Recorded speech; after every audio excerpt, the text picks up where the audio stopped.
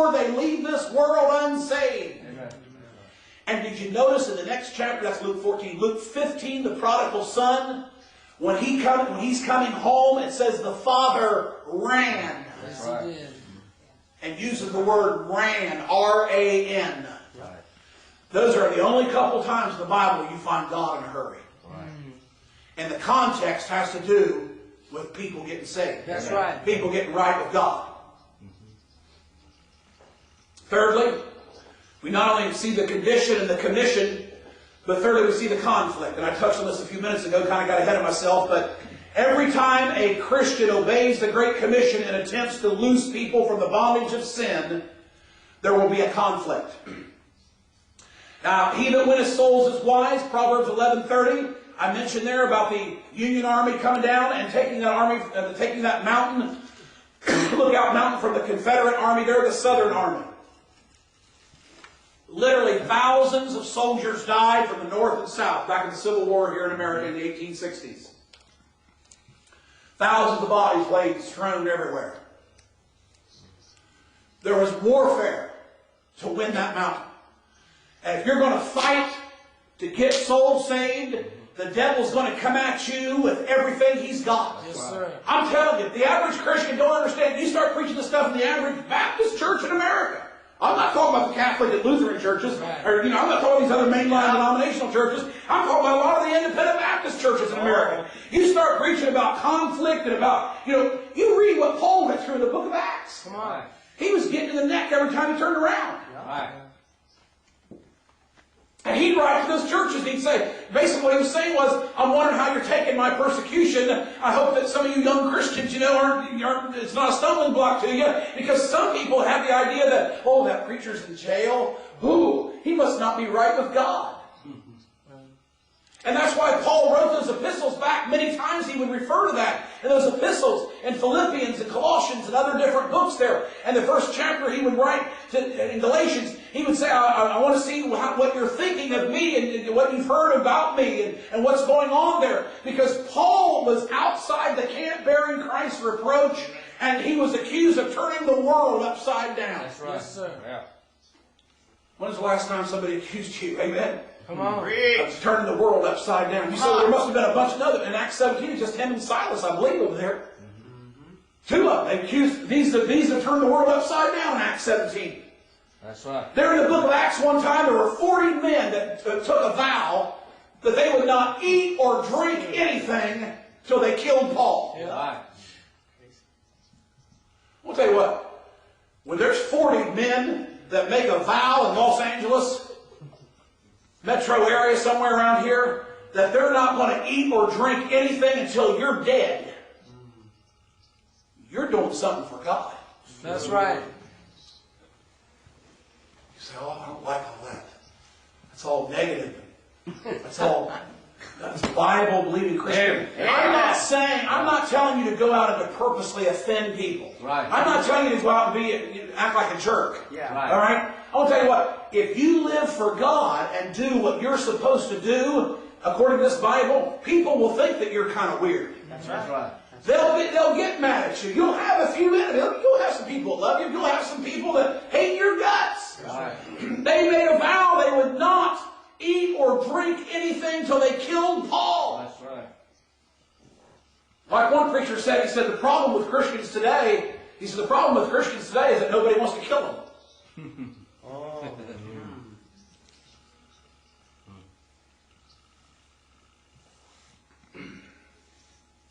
There would be a conflict. Now you say, what do you mean conflict? Well, look here. Verse 3, when Jesus sends these disciples out, if any man say unto you, why do you this? Say ye that the Lord hath need of it. And verse 4, they go their way, they find the colt there. Verse 5, and certain of them that stood there said to them, what do you, loosing the colt? See, there's some conflict. What are you doing, loosing the colt? Every time a Christian obeys the Great Commission and attempts to loose the colt, loose people from the bondage of sin and get them saved, there's going to be a conflict. Yes. There's going to be a conflict, number one, with the flesh.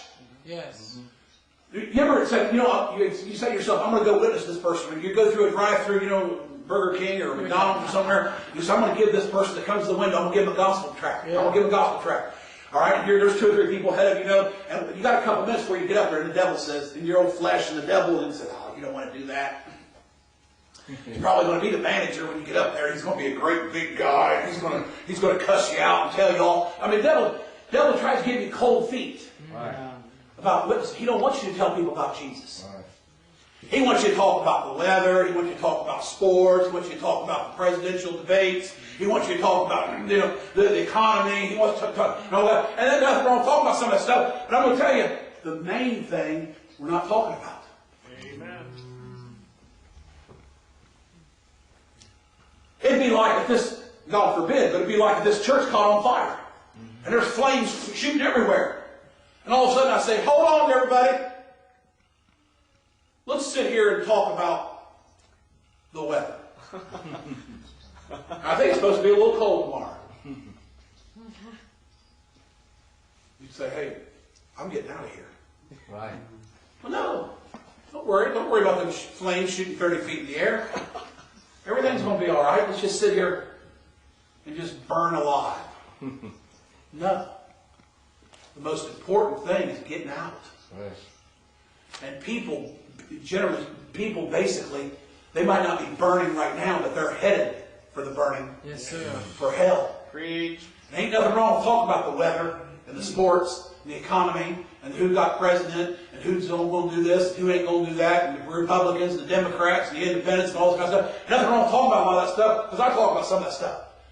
But let's don't forget the main thing. Preach. Conflict with the flesh. Here's the flesh, verse 2.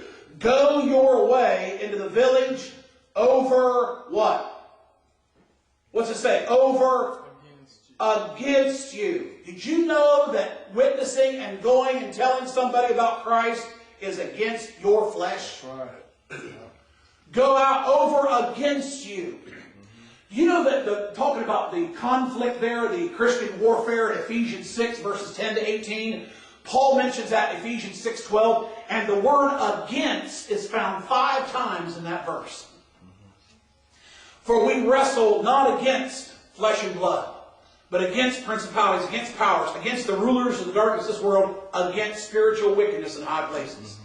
The word against is found 5 times in Ephesians 6:12.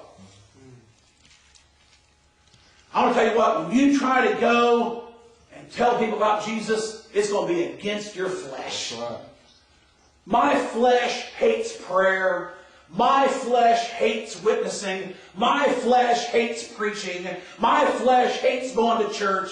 My flesh hates dressing right, acting right, talking right, living right. Mike, you say you've been saved 31 years. What are you talking about, Cowgill?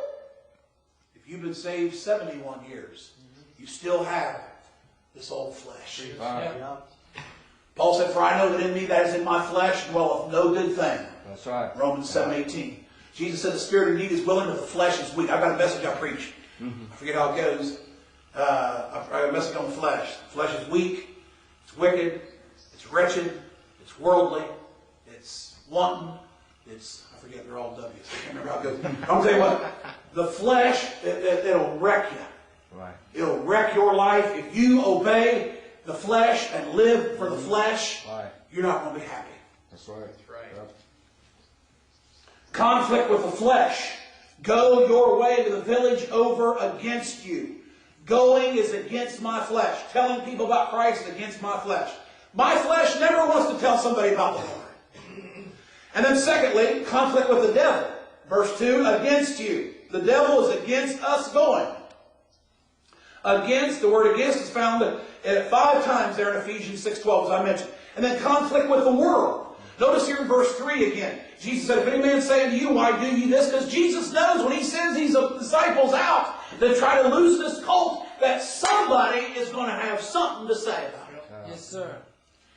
Every time you try to get people saved, there's going to be some unsaved person that doesn't understand, or some carnal Christian that has never won a soul to Christ in their life, and probably never will, has never been a part of anybody getting saved. Come on, and say, what are they doing that for? That's right. Come on. What do ye, loosing the colt? Look at verse 5. And certain of them that stood there. said unto them, What do ye loosing the colt?